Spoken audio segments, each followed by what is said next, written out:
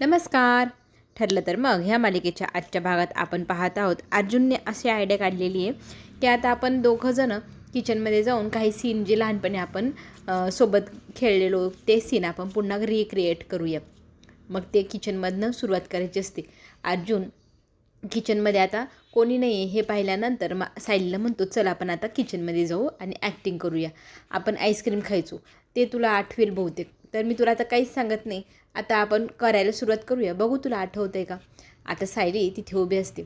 अर्जुन हळूहळू दबक्या पावलांनी फ्रीजच्या दिशेने जाऊ लागतो आणि फ्रीजमध्ये त्या आईस्क्रीमची बॉक्स काढू लागतो. तर ते लहानपणीचे ते क्षण कुणाच ठाऊक इथे ना आठवू लागलेले आता आपल्या सायलीला. सायली ते आठवते आणि सायली मग बोलू लागते, लवकर खोल ना आणि हळू खोल, कोणी बघेल आपल्याला. तर अर्जुन मागे वळून पाहतोय. गुड प्रोग्रेस, आठवतं याचा अर्थ. आता मी हिला काहीच सांगणार नाही. आता आपोआप काय काय घडतंय ते आपण पाहूया. मग तो आईस्क्रीमचा डबा काढतो. तो डबा काढल्यानंतर तो तिला म्हणतो, अगं बाऊल घे ना. तर आता इथे पुन्हा दुसरा सीन बरं का. ती म्हणते की नाही नाही, बाऊलमध्ये कशाला, बॉक्समध्ये खाण्यातच खूप मज्जा येते, त्यात खूप छान लागतं, आपण डायरेक्ट बॉक्समध्ये चम्मच घेऊन खाऊया. अगदी पूर्वीसारखंच पुन्हा एकदा घडलं.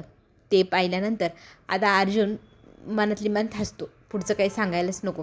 मग चम्मच घेऊन तो तिला हाताला धरतो आणि ते लहानपणचे क्षण पुन्हा तिला आठवतात की आपण ओट्याच्या बाजूला खाली लपून बसून खायचो. हे सगळं तसंच जसं तसं पुन्हा एकदा घडलं बरं का.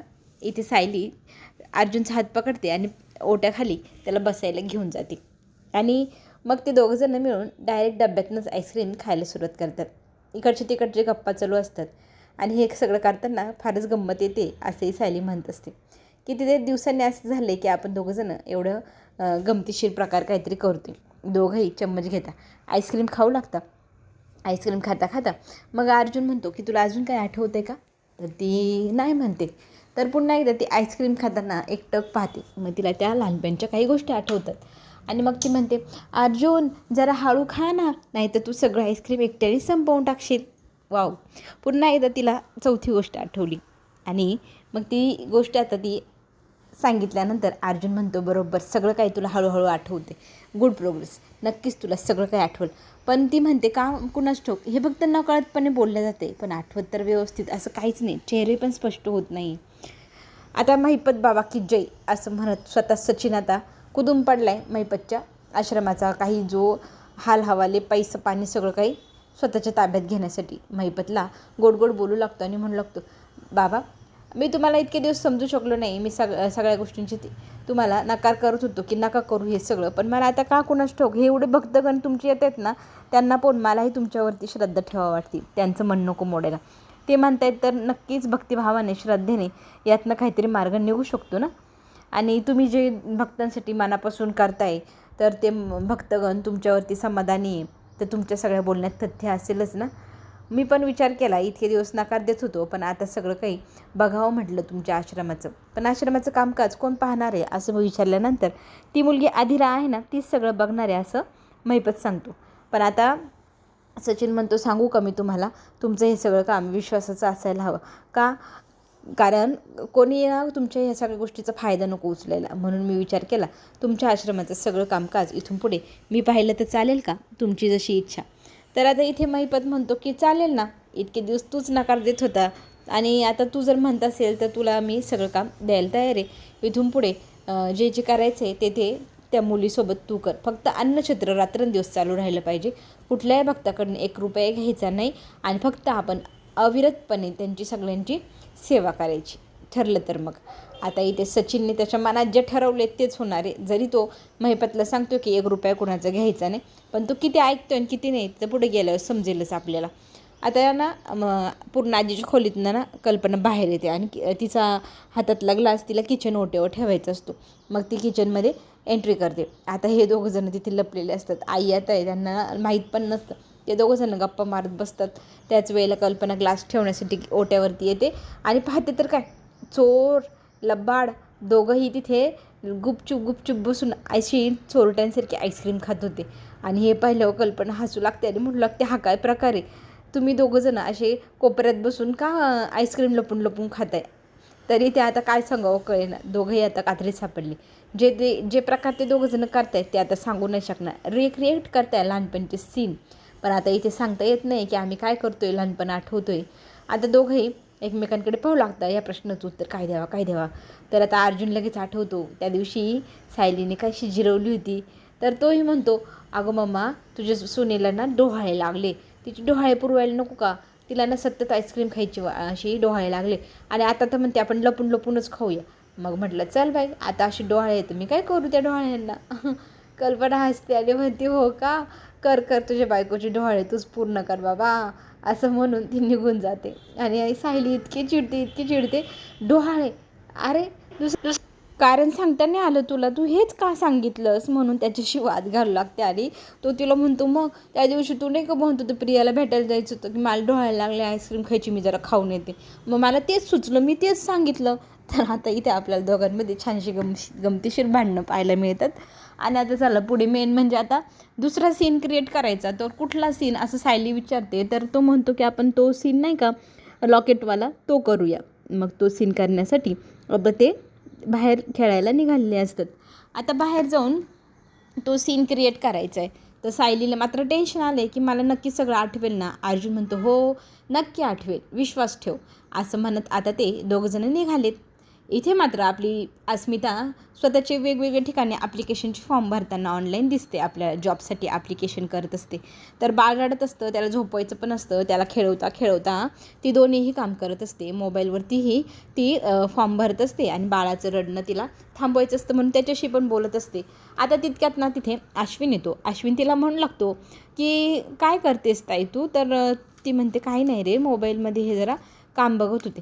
तर तो म्हणतो, अगं बाळाच्या इतक्या डोक्याजवळ तू मोबाईल घेऊन बसलीस, तुला काय वाटतं का, बाळापासून मोबाईल किती दूर अंतरावर ठेवायचं माहीत नाही का, काय करते, काय सोशल मीडियावरती स्क्रोलिंगच करते ना, टाईमपासच करते ना, पहिले बाळाला झोपव मग मोबाईलवरती काय करायचं कर ना.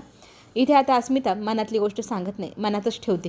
आता तरी याला काही सांगायला नको, कारण हा चिडेलच. सगळ्यांना बाळाचीच काळजी, तिला जॉबवरती कोणी जाऊच देणार नाही ही खात्री तिला पूर्णपणे. मग ते आता म्हणते सॉरी हां. मग ती बाजूला मोबाईल जरा दूर ठेवते आणि मग अश्विनला म्हणते, काय रे तुला काही बोलायचं होतं का माझ्याशी. मग अश्विन तिच्याजवळ बसतो बाळासोबत आणि तिच्याशी खेळताना गप्पा मारताना तो म्हणू लागतो की अस्मिताई, तुझ्याकडे अशी कोणती जादू आहे जी मला नाही जमली, ती तुला जमली, मला सांगशील का, असं काय करू मी म्हणजे मी ह्या सगळ्या गोष्टीतनं बाहेर पडू शकेल. तू तरी स्वतःचा मार्ग काढला, बाहेर पडण्याचा प्रयत्न करत आहेस, मी काय करू, मी कसं बाहेर पडू. मी सतत ना किती प्रयत्न करतो ना त्या प्रियाला विसरण्याचं, पण माझ्या डोळ्यासमोरनं ती जातच नाही. तर ती त्याला म्हणते, आपण ना सतत स्वतःलाच दोष देतो की माझंच चुकलं, त्याच्यामुळे आपण काही गोष्टी विसरू शकणार नाही. तर आपण काय करायला पाहिजे की आपण स्वतःला सांगायचं की माझं काहीच चुकलेलं नाही, मी चुकलेलोच नाही. आणि तिने जे कर्म केले त्याचे दोष आपण स्वतःवरती लावून घ्यायचाच नाही. आपण प्रामाणिकपणे आपल्या काम करत राहायचं, तिला आपोआप विसरले जाशील. पण माझ्याकडे एक ताकद होती, माझ्या बाळासाठी मला उभं राहायचं आहे, माझ्या पदरात माझं बाळ आहे, त्याच्याकडे पाहून मला जगायचं आहे. तुझ्या बाबतीत तसं काहीच नाही येणार आहे. तू स्वतः आता ह्यातनं बाहेर पडण्यासाठी तुझी काही चूक नाही असं ठरव आणि बाहेर पड. तू ह्या सगळ्या गोष्टीमध्ये काय होतं, गुंततोय की तुला असं सतत वाटतं की माझं चुकलं, मी त्या मुलीवर प्रेम केलं, तिला घरात आणलं, तू विसरतच नाही तिला. तू खूप मनापासून प्रेम केलं, पण समोरच्या त्या लायकीचा नव्हता, तुझं प्रेम त्याला कळलंच नाही. त्यापेक्षा तू तुझा मार्ग बदल, असं आता अस्मिताने अश्विनला सांगितलेलं असतं. अश्विन मग तिथे रडू लागतो, त्याला ती शांत करू लागते. बघा आता आपण इथे पाहतोय अर्जुन आणि सायली आलेल्या आहे अंगणामध्ये. आणि त्या अंगणामध्ये झाडाझुडपांमध्ये लहानपणी जसे खेळायचे ना तसे गोल गोल गोल ते खेळू लागतात. खेळता जशी लहानपणी आपली तन्वी पडली होती तशीच ॲक्टिंग करत सायली ही पडू लागते. अर्जुन तिला पकडतो आणि मग तिला उभं करतो. मग तिला म्हणू लागतोय, तुला काही आठवतं का. तर ती तरीही नाही म्हणते. त्याच्या गळ्यात ते लॉकेट असतं. मग ते तो खेळता पुन्हा एकदा ते सीन क्रिएट करतात. त्या सीनमध्ये आता सायली लहानपणी जशी रडली होती ना तन्वी असताना तसं सेम रडू लागते आणि रडता मग ती त्याच्या गळ्यातलं लॉकेट मागू लागते. ते लॉकेट आता मागताना ती रडते, तसंच तो मग तिच्या गळ्यामध्ये स्वतःच्या गळ्यातलं लॉकेट काढून देऊ लागतो. आणि ते लॉकेट मग ती घेते, स्वतःच्या गळ्यात घालते. मग तिला तो हळूच म्हणतो, अजून काय आठवतं आहे का. तर ती त्याला सांगू लागते, अरे इथे ना पाण्याचं फाउंटन होता, म्हणजे पाण्याचं, तर ते कुठे गेलं आहे, इथे नाही आहे. तर तो म्हणतो होतं, पण त्याच्यानंतर आजीन त्यांनी गार्डनची दुरुस्ती केली तेव्हा ते गार्डनमध्ये ते चेंजेस केले, त्यामुळे ते फाउंटन काढलं. तर अरे तुला आठवते ग सगळं बघ असं म्हणत ती सगळं हळूहळू डोळे बंद करून आठवू लागते, पण एवढं स्पष्ट काही दिसेनाच ग. तर ती म्हणते किती स्लो चाललं आहे, मला आठवत्या काही गोष्टी पण त्या स्पष्ट नाही, फक्त अंधुक अंधुक. मग अशा कासवाच्या गतीने आपण आपल्या ध्येयापर्यंत कसं पोचू शकतो? तर अर्जुन म्हणतो कासवाच्या गतीनेच तर पोचू शकतो, सशासारखंच पोचायचं असतं तर मग आपण झोपी जाऊ, आपल्याला झोपायचं नाही, आपल्याला लढायचं आहे. अजून खूप सारे गोष्टी ज्या आपण आता प्रतिमात्याच्या घरी जाऊन करूया उद्या सकाळी, असं म्हटल्यावर दोघंजण आता आपल्या कामाला लागलेले. इथे मात्र आपल्याला पाहायला मिळणार महिपत स्वतःला शिक्षा करून घेत असतो, चापकासारखं बेल्टनी स्वतःला मारून घेत असतो. त्या आवाजाच्या दिशेने इथे सचिन त्याच्या कामात असताना त्याला दिसतं की अण्णा काहीतरी करतायत, तर अण्णा स्वतःला बेल्टनी मारताय. तो पटकन आतमध्ये जातो रूममध्ये आणि त्यांना थांबवतो. त्यांना विचार लागतो, अण्णा तुम्ही हे सगळं काय करताय? तर तो म्हणतो की मी इतके पाप केले तर माझ्या ह्या पापांची क्षमाच नाही आहे, तर त्याच्यासाठी मला काय करावं सुचेना, म्हणून मी स्वतःला असं करून घेतोय कोड्यांचा मार. पण आता इथे सचिन सांगू लागतो तुम्ही जे करताय ते चुकीचं आहे, प्लीज असं करू नका, स्वतःला अशी शिक्षा करून घेऊ नका ना. तर तो म्हणतो मग काय करू, शिक्षा नको करू तर. आता इथे तो समजावू लागतो, हे बघा आजपर्यंत तुमच्याकडनं जे जे घडलं त्या सगळ्या गोष्टींची तुम्ही देवाकडे प्रार्थना मागता, क्षमा मागतात, हो की नाही. मग आता हे सगळं करण्यात काय अर्थ आहे? तर इथे तो थांबवतो आणि मग त्याला समजवण्याचा प्रयत्न करतो. मग बघता बघता इथे तो म्हणू लागतो महिपत सचिनला की तुझं काय काम होतं? तर तो म्हणू लागतो मला थोडंसं कामं आता ह्या आश्रमाची करायची, तर त्याच्यासाठी काही सिक्युरिटी गार्ड, HR वगैरे वगैरे असे सगळे लोक मला पाहिजे. मग आता ते सगळे लोक ठेवायची कामावर, तर त्यांना पैसे पण लागेल पगार पाणी करायला, काही गोष्टी मॅनेज करण्यासाठी. तर माझ्याकडे काहीच पैसे नाही, तुम्हाला तर माहितीच आहे. मग त्या पैशाचा विचार करत होतो मी, तर मैपत म्हणतो माझ्याकडे तिजोरीत पैसे, त्यातनं जितके हवे तितके घे. खरं तर मला त्या तिजोरीचा आता काही उपयोगच राहिला नाही, मला कसलाच मोह माया काहीच नको आहे. तर ते सगळं आता तुम्हीच बघा, तुम्हीच करा काय करायचं, असं म्हणत सचिनला तिजोरीच्या खालच्या कप्प्यातनं चावी घेऊन ते खोलायला लावले आणि ती तिजोरी त्याच्याच ताब्यात घ्यायला लावली. तर तो तिथे तातडीने निघाला आहे. त्याला तर तेच हवं होतं, त्याला पैशाची खूप गरज आहे, त्याच्यावरती काही कर्ज आहे, ते कर्ज त्याला फेडायची आहे, ती फेडण्यासाठी का होईना पैशाची गरज आहेच. मग आता तो ते पैसे घेण्यासाठी निघाला आहे आणि पैसे तिजोरीत आहे, तर तिजोरी तो खोलतो बरं का. तर तिजोरीमध्ये इतका पैसा माप यार, त्याने काउंटिंग सुरू केली तर मोजता तर दिवसाची रात्र होईल असं म्हणत तो पाहू लागतो की एवढे पैसे, जितका अंदाज लावला त्याच्यापेक्षा जरा जास्तच पैसे. तर आता ह्या पैशांचा मालक आपणच राहणार आहे, आपल्यालाच ठरवायचं कसं. तर आता आपली ती चंगळच झाली असं म्हणत त्या सगळ्या पैशाला चांगलंच गुडूप करणारे सचिन आता हे सगळं महिपतच्या लक्षात कधी येणार ते तर पुढेच पाहायला मिळणार आहे. पण तोपर्यंत सचिन या सगळ्या पैशांची चांगलीच देखभाल करणार. चला ठरलं तर मग पैसे कुठे कुठे खर्चायचे, सचिन ते सगळे काही डोक्यात प्लॅन बनवलेले. महिपतचं दुकानसुद्धा त्याला मांडायचे आणि त्या दुकानातनं सुद्धा त्याला पैसे कमवायचे. आता आपण पाहतोय इथे सायली आणि अर्जुन DNA टेस्टच्या बाबतीत ना जे केस वगैरे द्यायचा आहे तो देण्यासाठी आलेले. आणि प्रतिमात्या आणि प्रियाने जो केस दिला होता तो पण मॅच करायचा आहे. त्या सगळ्या गोष्टींची आता शहानिशा करण्यासाठी स्वतः सायली आणि अर्जुन आला आहे तिथे. तो अर्जुन सांगतो की हे सगळं करताना आपण पहिले जी गुप्तता पाळली, जसं अलर्ट होतो तसंच आत्ता या क्षणाला पण राहायचं आहे, कारण कुठल्याही प्रकारची रिस्क नको आहे आपल्याला. तर डॉक्टर म्हणतात हो तुम्ही म्हणतात तसं सगळं काही होईल, फक्त त्याला थोडासा वेळ लागेल, लवकरात लवकर किती दिवसात करू शकता असं अर्जुनने विचारल्यावर डॉक्टर म्हणतात की 2-1 दिवस तरी लागेलच हे सगळं प्रोसेसिंगला, मी नक्की प्रयत्न करेल, तुम्हाला लवकर माहिती देतो. आता इथे अर्जुन आणि सायलीला फार आनंद झाला आहे. खरं तर सायलीला असं झालं आहे कधी तो दिवस उगवेल ज्या दिवशी माझी आणि प्रतिमात्यांची DNA मॅच होईल आणि मी माझ्या आईबाबांना भेटेल, माझ्या कुटुंबाला भेटेल. त्या सगळ्या गोष्टीची ती आतुरतेने वाट पाहतेच. आणि ती गोष्ट 2च दिवसाच्या टप्प्यात येऊन पोचली, ही पण एक महत्त्वाची बाब आहे. त्यात काही घातपात होतो आहे का आता हे तर पुढे जाऊनच समजेलच. चला आता आपण पाहतोय की प्रतिमाला इथे सायलीने फोन करून ठेवलं आहे की मी येते. तर प्रतिमा चांगला नाश्ता पाणी करून बसलेली बनवून. तर तिला असं झालं कधी सायली येईल. आईची ओढ ना, आईची माया, असं झाले आपलं मुलगी कधी घरी येईल आणि कधी तिला आपल्या हाताने जेवू खाऊ घालेल. बघा इथे पण तेच पाहायला मिळते. सायलीची प्रचंड वाट पाहिली जाते. तर तितक्यात ना नागराजचा मुलगा राकेश येतो आणि लगेच जेवायला वाढा, मला फार भूक लागली असं म्हटल्यानंतर आता इथे प्रतिमा आणि सुमन म्हणू लागते की सायली येते, तर त्यांची वाट पाहतोय. ते आले की लगेचच आपण सुरुवात करूया. तर माझ्याच घरात त्या सायलीसाठी वाट का पाहायची, हा पण प्रश्न आता राकेशला पडला आहे आणि त्याचा राग पण त्याला आलेला दिसतोय त्याच्या चेहऱ्यावरती. मग त्या तितक्यातच ना अर्जुन आणि सायली येतात. प्रतिमा आणि सुमन फार आनंदी होते, फार रिसीव्ह करायला दारापर्यंत जातात. आता त्यांना घेऊन टेबलपर्यंत येतात. मग त्यांना वाढायला सुरुवात करते प्रतिमा. आणि प्रतिमा वाढायला सुरुवात करते. तिचा तो उत्साह, त्या सगळ्या गोष्टीवर विरजण घालावा ना, तसं तो आता विरजण घालेल. कारण सायलीच्या आवडीचे इतके छान थालीपीठं केलेले आहे, सायलीच्याच आवडीचा सगळा नाश्ता बनवलेला आहे.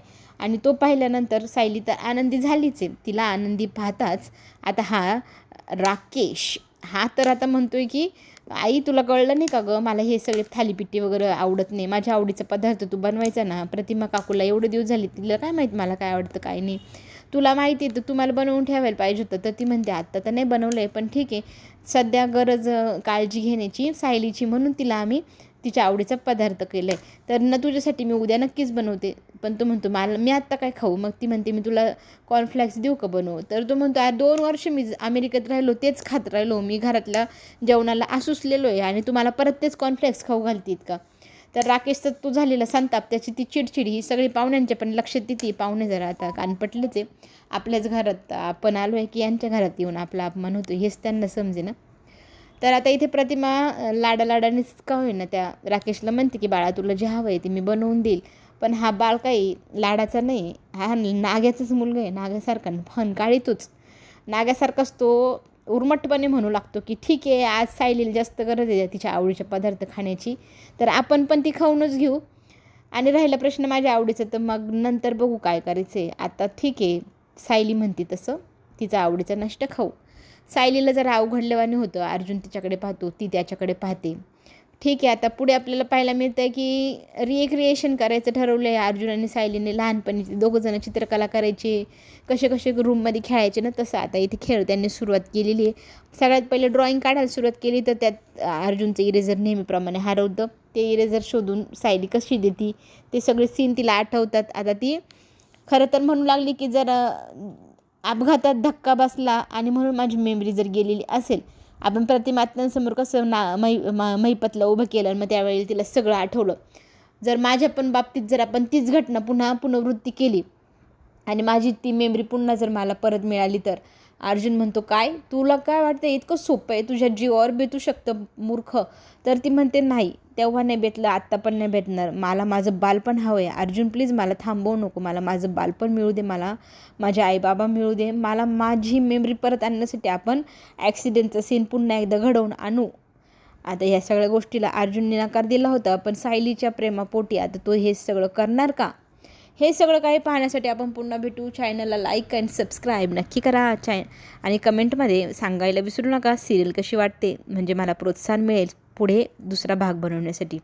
आज आपण घेऊ छोटीशी विश्रांती, पुन्हा भेटूया उद्या. तोपर्यंत धन्यवाद.